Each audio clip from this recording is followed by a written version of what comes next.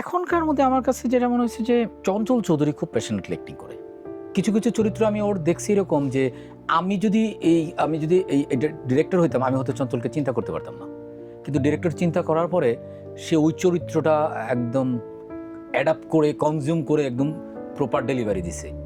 আচ্ছা আচ্ছা। এবং চঞ্চলের আপনি দেখবেন যে অনেক কম কাজে আছে যেটা হয়তো কাজটা হিট করে নাই, কিন্তু তার চরিত্রের জায়গায় সে 100% সে জাস্টিফাইড, হ্যাঁ, আচ্ছা, আচ্ছা। এফোর্ট দিছে।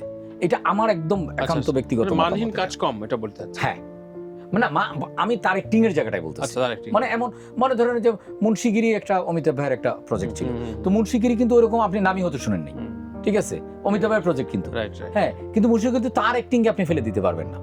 হাওয়ার মধ্যে যদি চঞ্চল যে চরিত্রটা করছে, এই চরিত্রটা হয়তো অন্য অনেক চরিত্রের মধ্যেই সাধারণ একটা চরিত্র, মিশে যাওয়া চরিত্র, কিন্তু আপনি কিন্তু অনেকদিন পর্যন্ত আলাদা করে রাখতে পারবেন।